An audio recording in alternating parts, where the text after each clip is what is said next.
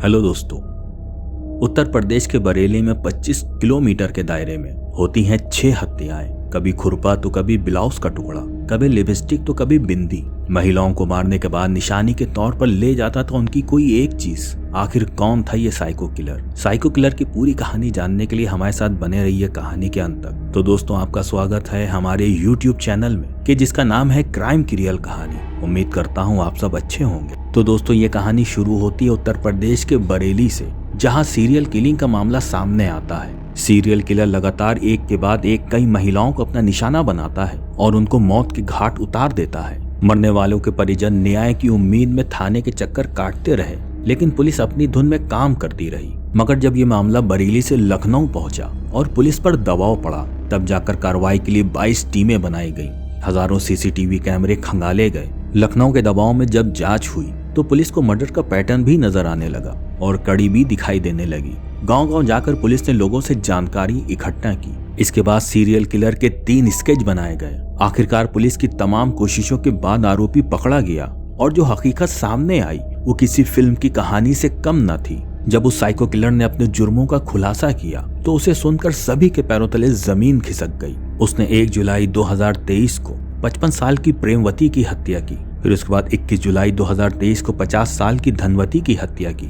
फिर 1 नवंबर 2023 को 65 साल की महमूदन की हत्या की। 9 नवंबर 2023 को 65 साल की ओमवती की हत्या की। फिर 20 नवंबर 2023 को 65 साल की दुल्लो देवी की हत्या की। फिर 26 नवंबर 2023 को उर्मिला देवी की हत्या की और उसके बाद 2 जुलाई 2024 को 35 साल की अनीता की हत्या की। ये सभी हत्याएं बरेली के थाना शाही और शीशगढ़ के अंतर्गत हुई थी। पहले तो पुलिस इन सभी हत्याओं की तफ्तीश अलग अलग तरीके से कर रही थी, मगर जब इन सभी हत्याओं के पीछे पुलिस को एक पैटर्न नजर आया और वो पैटर्न ये था कि इन सभी महिलाओं की उम्र 45 से 65 साल के बीच की थी और सभी महिलाओं को गला घोट कर मारा गया था। महिला अगर साड़ी पहने होती थी तो आरोपी उसके गले को उसके पल्लू से घोट देता था और अगर वो सलवार सूट पहने होती थी तो उसका दुपट्टे से गला घोट देता था। आगे और इन्वेस्टिगेशन हुई तो कंफर्म हो गया कि सभी हत्याओं की कड़ी आपस में जुड़ी हुई है। पुलिस कातिल को ढूंढने के लिए जानतोड़ मेहनत के साथ जुट गई, जिसमें 22 टीमें बनाई गई, 15,000 सीसीटीवी कैमरे खंगाले गए और 600 नए कैमरे इंस्टॉल किए गए और 1500 फोन नंबरों की जांच हुई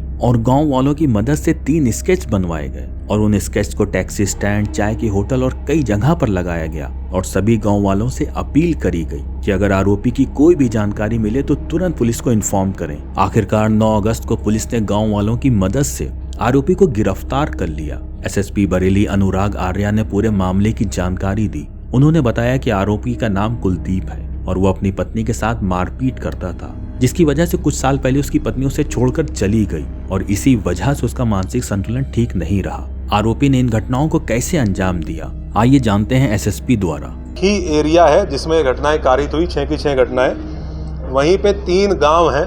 उन 3 गांव में इसकी 2 गांव में इसकी बहनें हैं और 1 गांव में इसके एक रिश्तेदार हैं। ये उन 3 में से किसी एक गांव में अपना ठिकाना ढूंढता था और उसके बाद क्योंकि वहाँ लोकल रहने वाला है, वहाँ का एरिया बहुत अच्छे से जानता है, तो दिन में ये पगडंडियों के रास्ते, चक्रोड़ के रास्ते खेत घूमता था और ऐसा स्थान चिन्हित करके ये देखता बेसिकली ये था कि किस खेत में अकेली महिला है जो काम कर रही है, क्योंकि दिन में महिलाएं अक्सर जाती हैं चारा काटने के लिए या खेत में काम करने के लिए, और ऐसी महिलाओं को टारगेट करके ये उनके पास पहुंचता था। या अगर इसको कहीं पगडंडी पे रास्ते पे महिला मिली तो ये महिलाओं से बातचीत करने में बहुत सहज तरीके से बातचीत करता है। इसकी कुछ वीडियोज़ भी हमारे पास हैं जिसमें अनजान महिलाओं से पुलिया पे बैठ के बातचीत कर रहा है। तो ये बहुत सहज तरीके से बातचीत करता था और उनको सुनसान जगह पे ले जाके, जो थोड़ा 10-20 मीटर दूर खेत में ले जाके उनसे सेक्सुअल फेवर्स के लिए अप्रोच करता था। जैसे ही महिला ने विरोध किया या महिला ने मना किया तो ये तत्काल बहुत एग्रेसिव हो जाता है, हाइपर एग्रेसिव हो जाता है और इसके द्वारा उनका गला दबाते हुए और उनकी साड़ी के पल्लू से, और एक केस में जिसमें महिला ने सूट सलवार पहन रखा था उसमें उनकी चुनरी को इस्तेमाल करते हुए उनका गला दबाते हुए बाईं तरफ गांठ इसके द्वारा मारी गई। किलर हत्या करने के बाद निशानी के तौर पर मरने वाले का कोई ना कोई सामान ले जाता था, जैसे कि कभी बिंदी, कभी लिपस्टिक, कभी साड़ी के ब्लाउज का कोई टुकड़ा। एक और चीज़ सामने आई है कि ये हर घटनास्थल से एक ट्रॉफी के रूप में, जो कि इस तरह के अपराधियों का एक की फीचर देखा गया है, कुछ ना कुछ लेके जाता था। और उसमें 2 केसेस में जो हसिया महिला के पास थी, महिला ने जब विरोध किया तो उसी हसिया को ये लेके गया, वो दोनों बरामद कर ली गई हैं। एक केस में ये एक ब्लाउज़ का टुकड़ा और लिपस्टिक और बिंदी ये लेके गया, वो भी इसने जहाँ पे उसको ये रखता था वो बरामद कर लिया गया है। एक आधार कार्ड भी बरामद किया गया है। पुलिस की पूछताछ में उसने बताया कि वो हत्या करने के बाद महिला के गले में कपड़े से गांठ बांध देता था, जिससे ये कंफर्म हो जाए कि महिला की मृत्यु हो गई है। आरोपी कुलदीप कुछ काम धाम नहीं करता था, पास के ही गांव में बहन या रिश्तेदार के घर खाना खा लेता था और बाकी वक्त इधर उधर घूमता ही रहता था। पूर्ण रूप से आरोपी कुलदीप बरेली गांव के बाकरगंज थाना क्षेत्र नवाबगंज का रहने वाला है। उसकी मां की मृत्यु हो चुकी है। पुलिस की पूछताछ में उसने बताया कि उसके पिता ने उसके ही सामने उसकी मां के रहते हुए दूसरी शादी कर ली थी और दूसरी बीवी के कहने पर अक्सर वो उसे मारता रहता था। उसकी सौतेली मां की उम्र लगभग 45 साल की है और इसी के बाद वो 45 साल के ऊपर की महिलाओं को अपना शिकार बनाता था। साइको किलर तो पकड़ा जा चुका है और आगे की कार्रवाई हो रही है। दोस्तों, ऐसे ही सीरियल किलर जिसका नाम था जेम्स डिएंगलो, जिसने पूरी दुनिया की सुपर पावर यानी अमेरिका के भी छक्के छुड़ा दिए।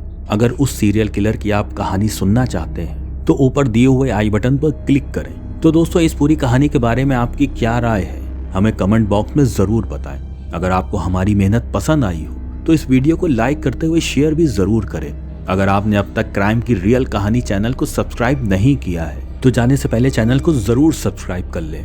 लेटेस्ट वीडियो की जानकारी के लिए बेल आइकन दबाना ना भूलें।